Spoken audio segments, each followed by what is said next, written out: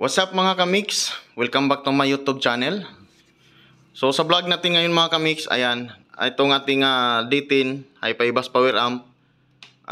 Sinisit up ko siya dito sa ating DVD player, tapos sa TV. Meron kasi ako nabasa sa comment section ng aking nakarang upload na pwede ba daw yung D10 sa DVD player. So ngayon, nakasit up na pala yan. Ituturo ko na lang sa inyo, i-demo ko na lang mga kamix. So dito tayo mauna sa ating, ayan, yung ating DVD player. So dito tayo sa likod. So dito sa sa likod niya mga kamix, ayan, makikita niyo dito sa likod. Ito po yung ating DVD player. So ito yung ating jack. Yan. So kahit dito pwede, kahit saan dito pwede yan. Ito po yung input ng ating DVD player. So itong connection nitong jack na kulay pula dito din sa baba. Ayan o. Tapos itong puti dito din sa puti. So ayan. Tapos itong connection na to mga kamix, ito yung pumunta dito sa ating, ayan, dito sa ating D10. So ayan o. Left and right. So yung kulay puti, dito din natin ilagay sa kulay puti dyan sa ating input ng ating D10. Ayan. Yung pula din. So sinit up ko na siya para mabilis tayo. Para hindi masyadong haba yung video natin mga kamix.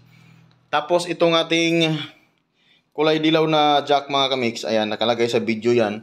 So papunta yan dito sa TV sa likod. So ayan, dito siya. So ngayon mga kamix, papaganahin na natin yung setup natin. So ganun lang kadali ang setup niya mga kamix. So ayan o. So papaganahin na natin. Ayan, open lang natin yung TV.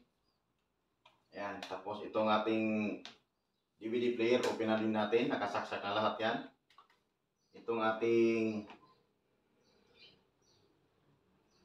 amplifier. So ayan.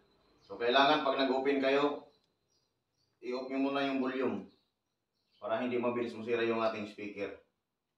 So ayan, naka-open na siya pati sa TV. So dito sa TV, pupunta lang tayo dito. Kung nakikita niyo yan, dito tayo sa EB. Ayan. Pinutin natin siya. Minawala.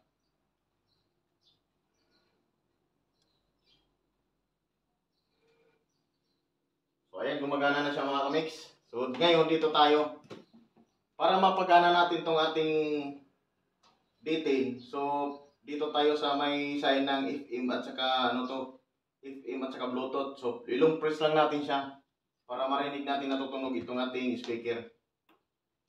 Line in. So ayan, naka-line in siya mga kamix. So nakakunik na siya. So pwede na natin siya gamitin. So pwede na tayong kumanta kung gusto natin kumanta. So para marinig ninyo talaga na gumana siya, tayo ng kanta. So dito pala mga kamix sa ating D10. So kayo na pong bahala mag-adjust dito sa kanyang bass, treble, volume, at saka sa mic volume, at saka sa echo. So kayo na pong bahala. So basta yung setup natin yun na yun. Na pwede siya gawing pang video okay sa inyong bahay kung mayroon na kayong ganito. So ayan, kakanta tayo mga kamix. 1, 2, 8, 7.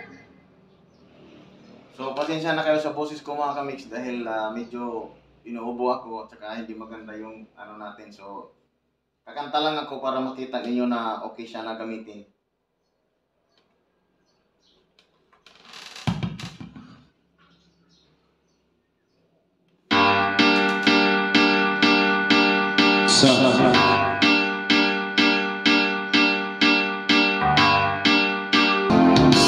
Balita ko, mayroon ka ng ibang mahal at malapit ka na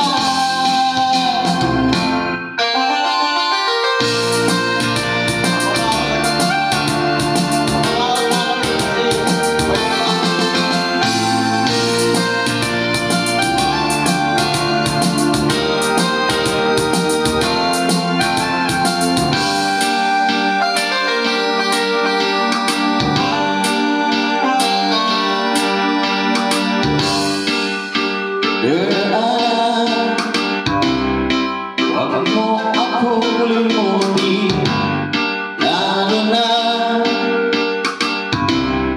ang kahapon natin. Siguro talagang di tayo para sa isa't isa.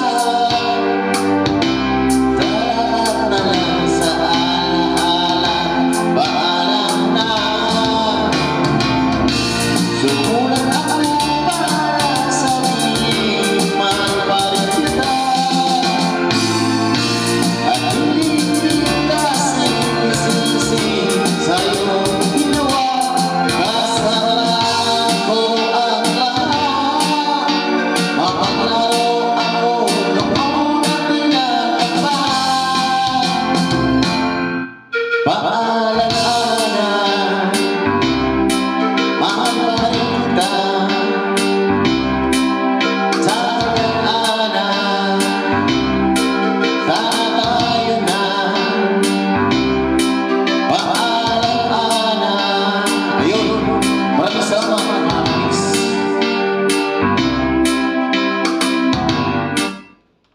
So, ayun, nakita nyo mga kamix na okay itong ating bitin gamitin sa ating DVD player kung meron man tayo sa ating bahay. So, ayan, sana makatulong ako sa gustong mag-DIY na magkaroon ng ganitong setup sa inyong bahay para meron kayong pagkantahan.